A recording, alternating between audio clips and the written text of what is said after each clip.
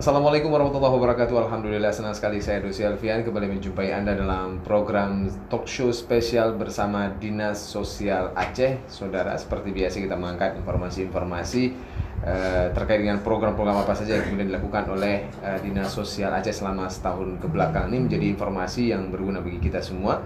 Salah satu informasi yang coba kita hadirkan hari ini adalah dengan tema program pelayanan dan perlindungan sosial dan hukum bagi korban eksploitasi perdagangan perempuan dan anak. Ini sangat menarik tentunya. Kita ingin tahu seperti apa sih sebenarnya kasus-kasus yang sudah ditangani oleh kepolisian dan pasca itu kontribusi apa yang kemudian diberikan oleh Dinas Sosial Aceh sendiri. Nah, spesial juga hadir dari pihak kepolisian sendiri, Kompol Elviana SH. Ibu Elviana ini adalah Kanit PPA Subdit 4 Dit Reskrimum Polda Aceh. Bu Elvi, Assalamualaikum.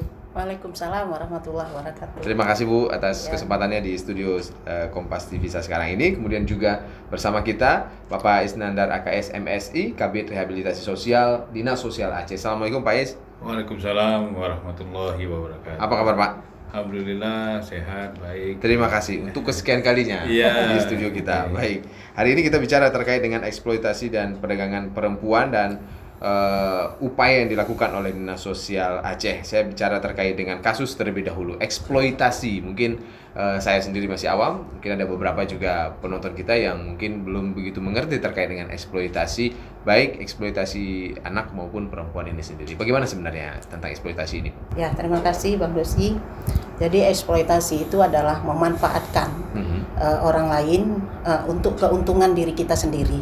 Nah, eksploitasi ini sendiri itu ada dua, ada eksploitasi seksual dan juga ada eksploitasi ekonomi. Nah, eksploitasi seksual ini biasanya dilakukan terhadap anak-anak, bahkan juga ada perempuan yang biasanya menjadi PSK. Nah, itu dimanfaatkan oleh mucikarinya untuk mendapatkan keuntungan. Nah, mucikarinya mendapatkan keuntungan sementara dia sendiri, nah itu bahkan kadang-kadang tidak mendapat keuntungan. Nah, dia hanya mendapat penderitaannya saja kalau seksual. Nah, kalau ekonomi itu memanfaatkan orang lain juga untuk mendapatkan keuntungan bagi dirinya. Nah, misalnya contoh kasus misalnya kita bilang, ada kasus yang terjadi di Lok Semawe kemarin. Nah, seorang ibu menyuruh anaknya meminta-minta dan kemudian harus membawa pulang sesuai dengan keinginan ibunya. Nah, harus bawa pulang 100.000. Ternyata anak nggak mampu. Nah, itu juga disebut dengan eksploitasi ekonomi. Nah, ini Bang Dosi. Baik. Ya. Kalau dilihat dari kasusnya sendiri, Bu, mungkin tidak usah terlalu detail, Bu. Kita memberikan gambaran kepada masyarakat.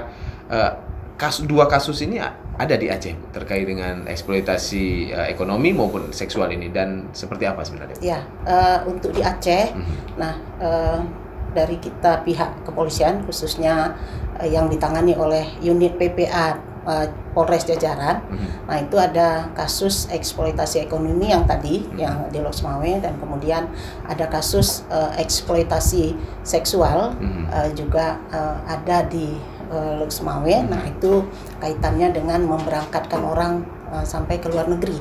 Nah, ini juga sampai di sana dia dipekerjakan sebagai pekerja seksual. Nah, ini juga kalau kita kaitan dengan kasus itu, kita menggunakan Undang-Undang Perdagangan Orang, yaitu Undang-Undang Nomor 21 tahun 2007 tentang pemberantasan tindak pidana perdagangan orang. Nah, jadi sebenarnya untuk kasus perdagangan orang ini banyak, tapi sulit kita ungkapkan. Kenapa? Bahkan kadang-kadang korban nggak mau melaporkan kasusnya. Nah, bahkan kasusnya lama. Nah, ada juga eksploitasi ekonomi yang terjadi tahun 2019 kemarin itu Aceh Tamiang. Nah, dia dibawa dari Aceh, diberangkatkan ke Malaysia, dan kemudian sampai di sana tidak sesuai dengan perjanjian kerja. Nah, kemudian sampai di sana dia nggak mendapat hak-haknya, bahkan gajinya juga tidak dibayarkan, sehingga dia dikembalikan, sehingga dia pulang dan kemudian terlantarlah di Entekong. Dari Entekong diantar pulang ke Aceh, yaitu berkat pemulangan dari Dinas Sosial. Ya, Dinas Sosial melakukan pemulangan. Memang tugas pokoknya Dinas Sosial ya Pak ya, memulangkan orang. Nah seperti itu, orang yang misal bekerja di luar negeri, kemudian dia mengalami penelantaran dan sebagainya, nah, pemulangannya oleh Dinas Sosial. Kalau kita kaitannya dengan penanganan hukumnya, nah itu ada berapa kasus, dan juga kita ada kasus perdagangan anak juga, dagangan bayi. Nah ini juga eksploitasi juga, eksploitasi. Nah jadi di Aceh banyak juga kasusnya. Nah jadi ada beberapa kasus yang kita tangani, dan apalagi informasi nih, kemarin kita juga ada koordinasi dengan BNP 3 TKI, ada orang yang baru pulang. Nah itu juga dia mengalami eksploitasi seksual di Malaysia. Nah ini sedang didalami oleh P2TP2A Lux Mawai, bekerja sama nanti dengan unit PPA Lux Mawai. Nah ini masih kita dalami terhadap korban, karena banyak korban yang pulang tapi dia nggak bersedia melaporkan kasusnya. Nah seperti itu. Baru beberapa kasus Ibu jelaskan, saya sudah kaget-kaget karena nggak biasa mendengarnya Pak. Oke lah, karena kita tidak membahaskan berapa banyak kasusnya ya, paling tidak jadi gambaran saja bagi kita semua bahwa ada loh ternyata eksploitasi dan perdagangan perempuan dan anak ini di Aceh. Nah untuk penanganan itu pasca dilakukan tindakan hukum dan segala macam, peran dinas sosial seperti apa Pak Yasin? Untuk dinas sosial sendiri selama ini ya telah bekerja sama ya sebenarnya dengan pihak dari kepolisian, terutama dengan Kompol EP dari PPA ya. PPA Diskrim Umum Pak. Diskrim Umum ya. Jadi memang ada beberapa hal yang dilakukan oleh dinas sosial terkait dengan hal ini, terutama kita bagian rehabilitasi sosialnya, merehabnya. Artinya posisi merehab di sini adalah mengembalikan fungsi sosialnya. Artinya setelah dia menjadi korban, tadi seperti yang disebutkan Bu Epi tadi, korban eksploitasi. Jadi si korban itu bagaimana kita bisa merehabilitasi sosialnya, yaitu dengan berbagai macam cara. Yang pertama kita atas laporan misalnya dari kepolisian atau atas dari rujukan dari Dinas Pemberdayaan Perempuan dan Anak, kita melakukan asesmen kasus. Jadi kita melakukan asesmen kasus. Apakah kasusnya seperti apa? Kemudian kita punya teknik penanganannya. Jadi kita asesmen dulu, kita melihat dulu. Tentunya ini juga melibatkan dengan pihak psikolog, psikolog terhadap si korban tersebut. Selanjutnya kita ada beberapa tahapan lagi, seperti misalnya kita memberikan bimbingan, kemudian kita juga melakukan keterampilan buat pelatihan keterampilan kerja bagi si korban, dan akhirnya juga kita ada memberikan modal usaha, semacam modal usaha, yaitu modal usahanya bentuk barang. Misalnya si korban ini ternyata dia sebelum berangkat misalnya menjadi korban eksploitasi, dia punya usaha sebenarnya. Dia bisa hidup dengan usahanya tersebut. Ngapain dia jauh-jauh pergi ke luar negeri, pergi ke Malaysia atau kemana, hanya menjadi korban eksploitasi, seperti yang dijelaskan oleh Bu Epi. Mendingan dia di sini, kita nanti akan memberikan pendampingan, terus akan kita memberikan modal usahanya untuk dia bisa survive seperti itu. Jadi ada beberapa hal yang harus kita lakukan. Tentunya ini juga kita kerjasama dengan instansi terkait. Tidak bisa ini terus terang kalau untuk korban eksploitasi dan korban tindak kekerasan, ini tentunya tidak bisa serta-merta dinas sosial menangani sendiri. Ya, berkoordinasi. Perlu sinergi ya, Pak. Perlu sinergi. Baik. Semakin menarik tentunya saudara, kita akan kembali lagi berbincang-bincang terkait dengan bagaimana program pelayanan dan perlindungan sosial hukum bagi korban eksploitasi perdagangan perempuan dan anak ini dilakukan oleh Dinas Sosial Aceh. Kita akan kembali saat lagi. Terima kasih saudara, Anda masih bersama saya Dosi Alfian dan dua narasumber saya, Ibu Kompol Elviana SH dan kemudian juga Pak Isnandar AKS MSI. Saya ke pihak kepolisian terkait dengan hal terlebih dahulu. Kan polisi menangani proses hukumnya gitu ya, Bu ya, penanganan tindakan hukumnya. Nah, bagaimana kemudian sinergi yang dilakukan antara kepolisian dan dinas sosial itu prosesnya kapan kemudian diserahkan ke dinas sosial, kapan kemudian ditangani oleh kepolisian sendiri terkait dengan ini? Kita kalau khusus kasus eksploitasi kalau dilaporkan, nah kita tangani dan kemudian kita mengirim surat ke dinas sosial. Kalau dia anak, nah itu harus didampingi oleh pekerja sosial. Nah, didampingi oleh pekerja sosial dan kemudian kita sambil kita menangani pada saat kita melakukan pemeriksaan terhadap korban itu harus didampingi oleh pekerja sosial. Nah, inilah awal pertama sekali kita kerjasama dengan dinas sosial. Nah, bukan satu kasus eksploitasi saja, tetapi kasus-kasus kekerasan terhadap anak juga kita melibatkan pekerja sosial. Kenapa melibatkan pekerja sosial? Karena pekerja sosial setelah kepolisian membuat surat ke dinas sosial dan kemudian pekerja sosial mendampingi korban dan kemudian pekerja sosial sendiri nanti akan melakukan asesmen terhadap korban, melihat lingkungannya. Nah, itu yang dilakukan oleh kawan-kawan pekerja sosial. Asesmen lingkungannya seperti apa, kenapa terjadi, apa sebab. Nah, itu nanti polisi akan meminta laporan sosial kepada pekerja sosial untuk dilampirkan di dalam berkas perkara. Nah, berkas perkara laporan dari pekerja sosial itu dilampirkan berkas perkara itu juga menjadi acuan penuntutan dan vonis bagi jaksa maupun bagi hakim. Nah, jadi dilihat dari latar belakang kenapa korban mengalami hal-hal seperti misalnya eksploitasi ataupun kekerasan yang lainnya. Nah, itu tetap ada dan juga kalau itu korbannya memang mengalami trauma dan psikisnya berat, nah kita bekerja sama dengan Dinas Pemberdayaan Perempuan. Di Dinas Pemberdayaan Perempuan ada P2TP2A, Pusat Pelayanan Terpadu Pemberdayaan Perempuan dan Perlindungan Anak. Di sana ada pendampingan hukum dan juga pendampingan psikologis. Nah, kita meminta psikolog untuk mendampingi korban dan kemudian memeriksa psikisnya korban sejauh mana korban mengalami trauma. Nah, itu juga hasil dari psikolog itu nanti akan kita lampirkan di dalam berkas perkara. Nah, jadi dalam hal penanganan kasus apakah eksploitasi atau kekerasan terhadap perempuan dan anak, polisi tidak bisa bekerja sendiri. Jadi kita bersinergi seperti yang disampaikan Pak Isnandar tadi, supaya apa? Supaya pada saat jaksa menuntut terhadap pelaku, nah itu sesuai dengan apa yang dia lakukan dan pada saat nanti hakim memvonis dia pelakunya, nah itu juga sesuai dengan perbuatan yang dilakukan. Jadi setimpal lah apa hukuman yang diterima oleh pelaku. Nah, itulah kerja-kerja kita di lapangan karena kita kalau tidak didukung oleh pekerja sosial dan juga psikolog dan juga pengacara yang ada di P2TP2A, nah itu kita sulit untuk menangani kasus. Apa? Supaya kadang-kadang kan korban kalau ditanya sama polisi dia kadang-kadang nggak mau menjawab.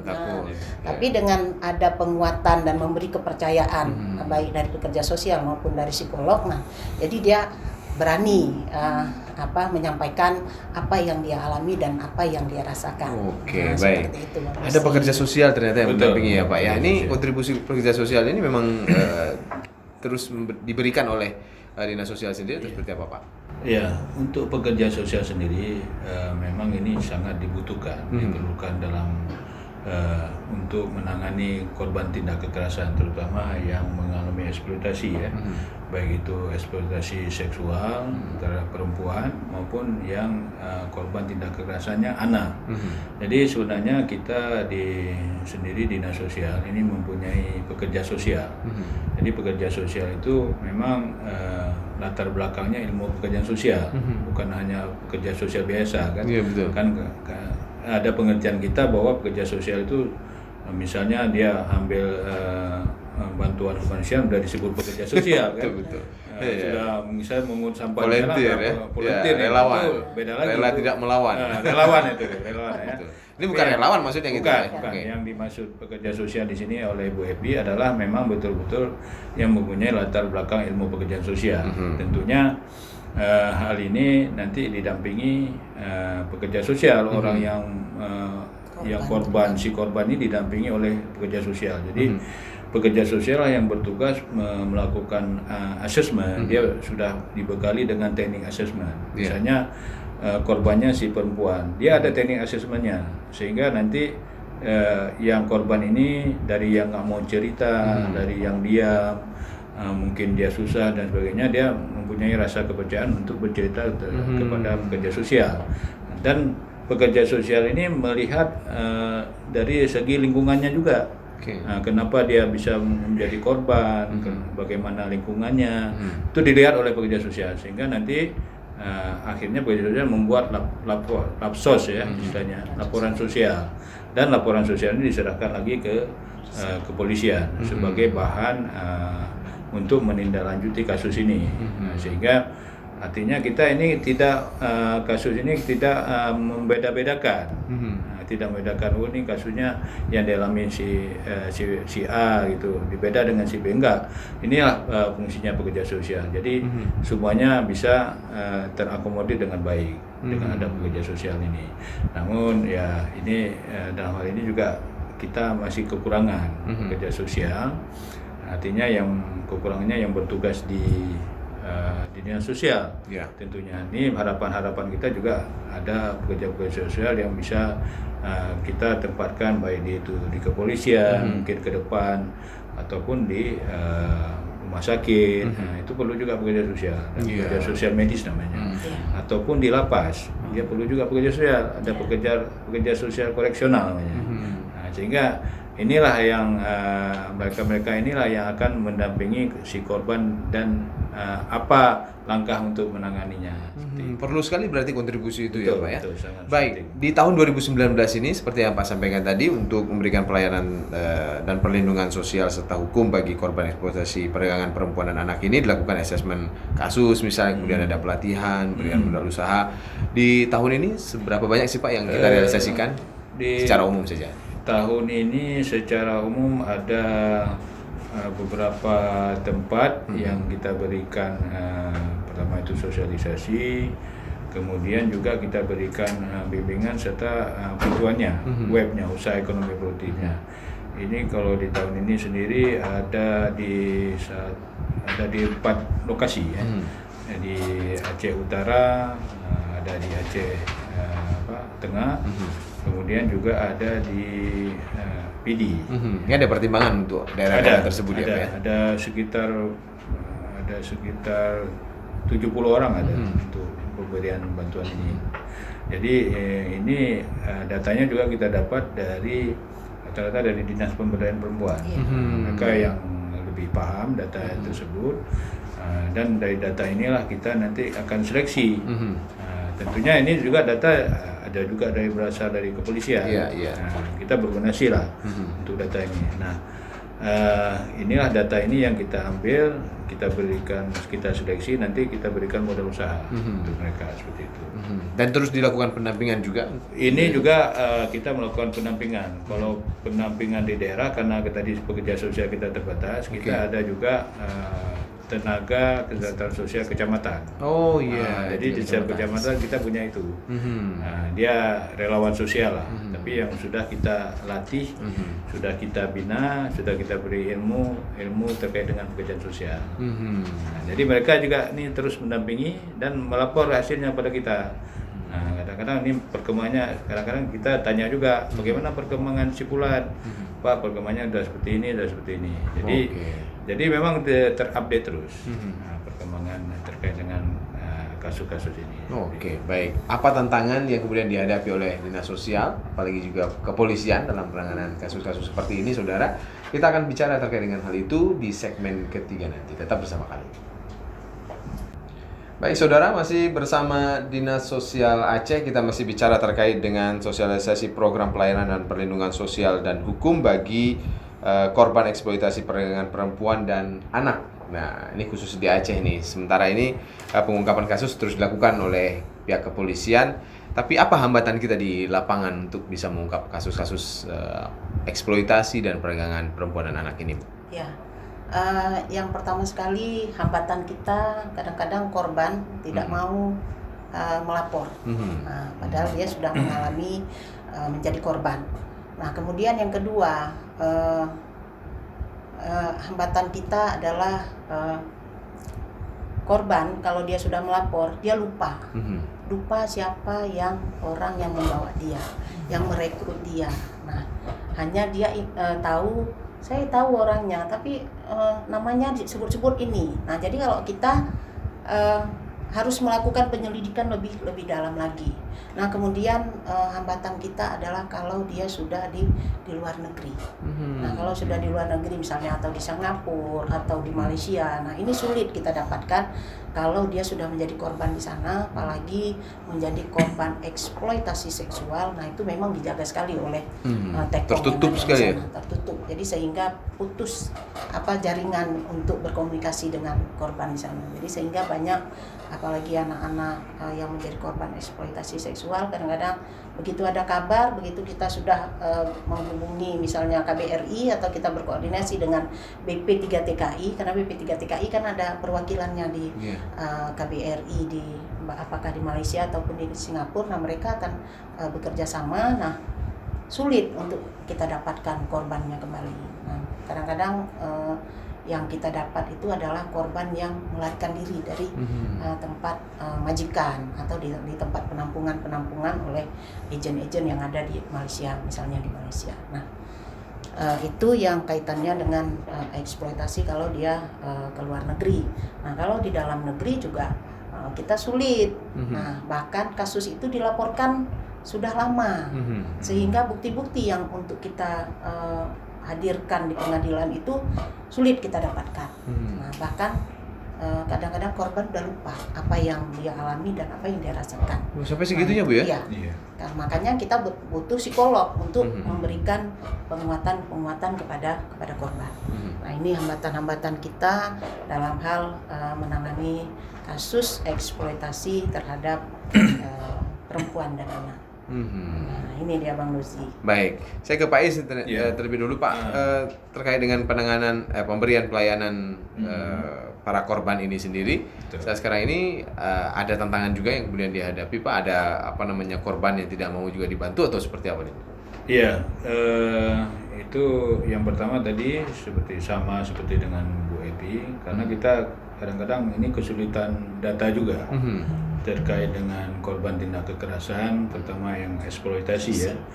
Jadi kita data yang betul-betul ini kadang-kadang mereka sembunyikan. Artinya si korban tidak banyak yang melapor gitu bahwasannya dia sudah menjadi korban. Itulah yang pertama kami kesulitan untuk mendapatkan data yang valid.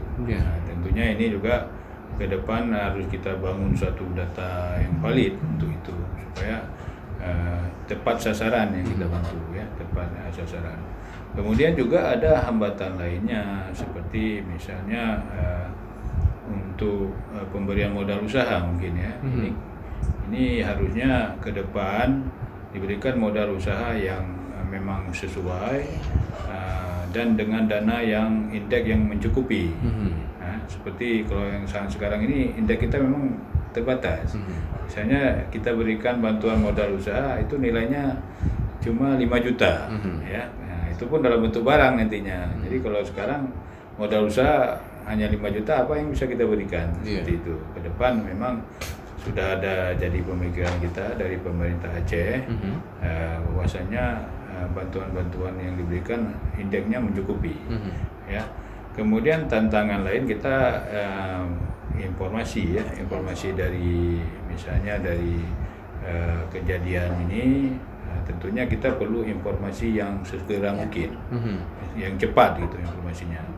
Kadang-kadang kita terima informasi ini terlambat, bahkan ini sempat jadi viral dulu, baru bisa kita terima informasi. Keburu viral ya. Keburu viral. Sebenarnya jangan viral dulu, kita sudah ada informasi yang cepat gitu. Tapi kalau untuk merespon kasus ini sebenarnya kita punya tenaga di lapangan tadi yang seperti saya katakan tadi, TKSK ya, dari kepolisian juga punya, dari DP3H juga punya. Terutama yang paling efektif ini TKSK dengan pekerja sosial tadi. Jadi saya ada punya grup yang dimana isinya ada pilar-pilar sosial kita, TKSK maupun pekerja sosial masyarakat. Nah, jadi tinggal saya SMS saja, tinggal saya WA aja tuh. Jadi broadcast saja langsung dapat tersebar seluruhnya, langsung dapat di mana kejadian, kemudian apa permasalahannya bisa di tag sama mereka. Oke, dan mereka siap untuk itu, Pak? Dan mereka siap untuk itu. Oke, terakhir Bu Elvi, kira-kira apa yang ingin disampaikan kepada masyarakat supaya kasus-kasus seperti ini bisa diminimalisir, Bu? Ya, kami himbau kan, kalau ada orang datang yang menawarkan untuk bekerja, jangan cepat sekali kita langsung menerima. Nah, misal ditawarkan ini mau kerja Malaysia dengan gaji yang besar, kerjanya di tempat toko yang indah, nah itu kita nggak usah percaya, karena itu bakalan tidak dapat apa yang dia sampaikan. Nah, itu adalah dia untuk mencari kita sebagai mangsanya untuk dipekerjakan di sana. Nanti kita yang menjadi korban sampai di Malaysia. Nah, kemudian kalau sudah menjadi korban, sesegera mungkin lapor ke pihak kepolisian. Apakah di tingkat Polsek atau Polres maupun di tingkat Polda. Nah, nanti bahkan di desa kita punya Babin Kamtibmas. Nah, kalau memang nggak berani melapor, lapor dulu ke Babin Kamtibmas atau ke desa atau ke pekerja sosial. Nah, kemudian di P2 TP2A atau Dinas Pemberdayaan Perempuan punya satgas. Nah, punya satgas juga bisa menjangkau, nanti mereka bekerja sama dengan pekerja sosial. Nah, bisa nanti melibatkan Babin Kamtibmas yang ada di desa-desa. Nah, sesegera mungkin dilaporkan supaya kasus ini cepat kita tangani dan tidak menjadi orang lain menjadi korban, dan sehingga kasus-kasus eksploitasi apalagi untuk bekerja ke luar negeri itu bisa kita minimalisir. Kenapa? Karena lebih bagus kita mencegah daripada kita menangani. Kenapa? Kalau sudah menangani itu memang butuh waktu yang panjang, energi dan kemudian biaya banyak, dan kemudian sampai akhirnya belum tentu juga tuntas. Seperti itu. Nah, ini juga kepada masyarakat supaya siapa yang mendengar dan mengetahui sesegera mungkin aja lapor ke pihak kepolisian ataupun ke TKSK atau pekerja sosial yang memang ada di tingkat desa. Baik.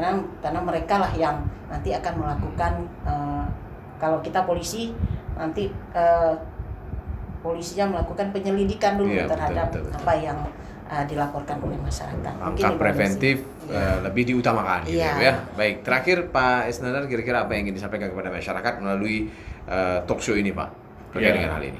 Masyarakat sebenarnya perlu tahu. Kemudian masyarakat harus berani melapor. Jadi berani melapor ke dinas sosial misalnya, ataupun ke Peksos kita, pekerja sosial kita, sehingga masalah ini cepat kita antisipasi ya. Yang perlu ini pencegahannya sebenarnya.